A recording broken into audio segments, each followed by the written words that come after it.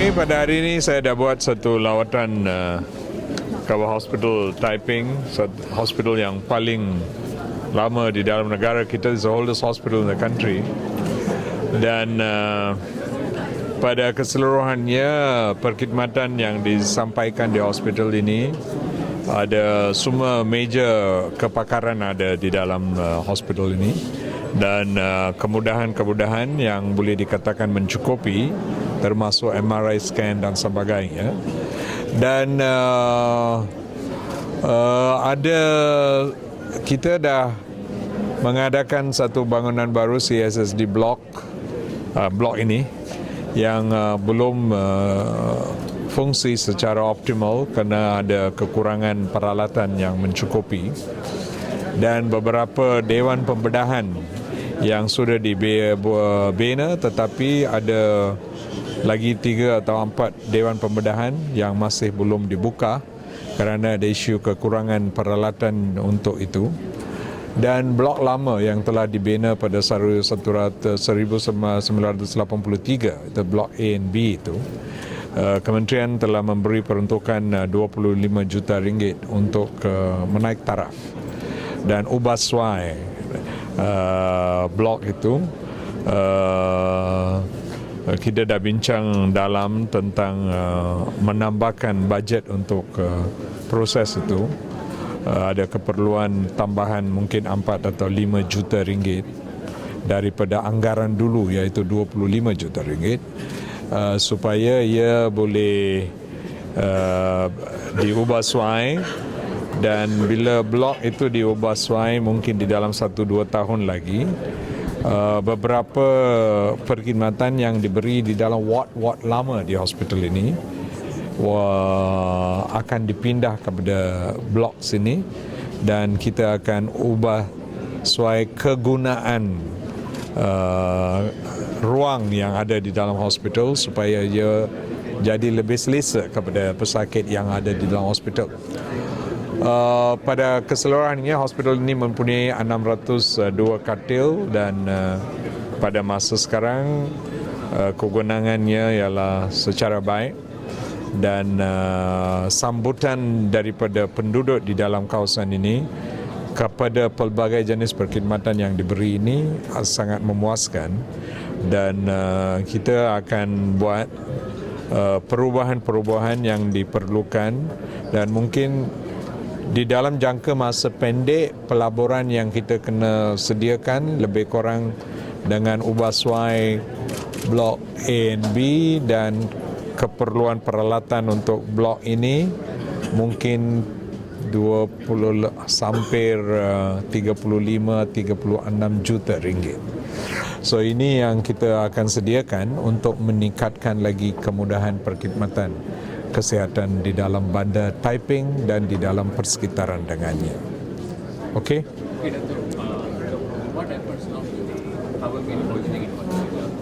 Because it's a serious case where one Which one? The food poisoning? yeah, chemical poisoning. Yeah, the chemical poisoning, everybody is investigating it. Ministry of Health on one point, the local authorities from another point, and also police reports have been made to investigate. Because so far what we know, there has been contamination of pesticides on the food which was given in that particular stall, and we now want to know where is the source of this pesticide, so that process is still going on. All the people who are investigating are doing it, although we have identified pesticides, pesticide contamination within the stall itself. But the caterer says he doesn't know how it reached there. So that is the point which we want to see where it came from and how it did. Okay? But the investigation is only done by police. I mean, do the country is getting wider power to investigate? No, of course we do things like take samples, send to labs, test, but we are not a forensic investigative authority. So that of course is the police, so they have to do that and support us in that process. Yeah. And what is your advice to food operators? Well, that has been a general, this is a standard operating procedure, not only given by us, but given by local authorities in terms of licensing of them. They all undergo food handlers course, they got certified, they know what are the do's and the don'ts, and they're supposed to follow it. And so long as they stick up to that and maintain high standards of personal hygiene and food hygiene, and the hygiene of the premise in which the food is prepared, distributed and served, they can avoid this kind of problem.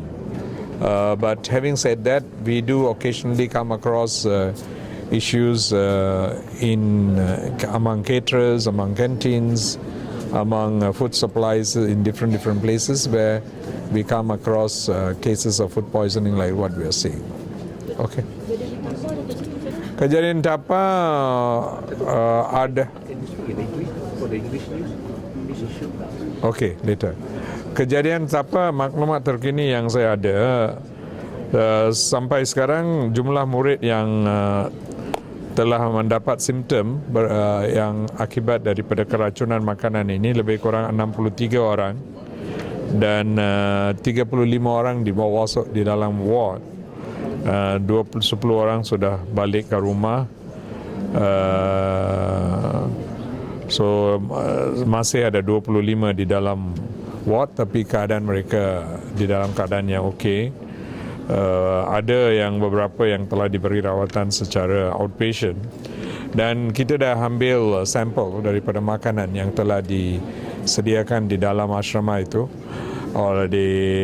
dan kita masih menunggu keputusan daripada makmal tentang apa puncanya. The early suspect ialah kari ayam yang telah diberi kepada mereka. Mungkin itu yang punca, tetapi macam mana ada keracunan di dalam kari ayam itu, puncanya belum tahu. So itu kita menunggulah siasatan. So as far as this case of food poisoning in Tapa is concerned, according to our latest details, the total number of students who have been affected is 63, and 35 were admitted, and out of that 10 have been discharged, leaving 25 still in the hospital. About 28, the rest of the 28 were actually treated as outpatients. So generally their condition is okay, but we are still waiting for the results of the sample investigations which is being done on the samples which have been taken. The early suspicion is a preparation of chicken curry which was given to the students. Could be the source, but we await confirmatory results. Okay? Yesterday you mentioned about the dengue eradication enforcement program. Can you elaborate more on that? Well, from the 11th of April, we are going to do a major enforcement program to ensure that we can reduce the outbreak of dengue or the increase in the number of cases which might come in the next few months. Because according to predictive analysis which we have done, based on previous year's patterns, there is a possibility of increasing cases in 2 years into few months' time, in June, July particularly. So to ensure that that doesn't happen, we need to intensify our enforcement efforts now. So that's why we are going to do that. The Ministry of Health, along with the local authorities and other enforcement agencies to assist us. Basically, we want to send a message to the public and other people who are involved, be serious about this, and take whatever necessary measures which have to be taken to reduce and eradicate the temple, the places in which there is breeding sites for Aedes, and so this is important. So I hope public at large, construction site operators, those who have empty lots in their houses or those who own empty lots, they will be very careful. Local authorities will be particular about how they manage sewage and solid waste disposal and management of it. So these are the things which are going to determine how successful we are going to be in controlling this program. Is this a nationwide program? It's nationwide, yeah. So it's going to be simultaneously held on Monday? Starting, it will carry that. We'll do that for at least a few weeks continuously. So does it involve police or military? Yes, police, military, JPAM, RELA, and all the agencies. Any particular states? We will be looking at the hotspots areas and areas with high disease outbreak. So obviously Selangor will be one which will be the highest because 40% of our cases are contributed through Selangor. And of course in the other areas where we have hotspots. Okay, thank you. You got two more questions.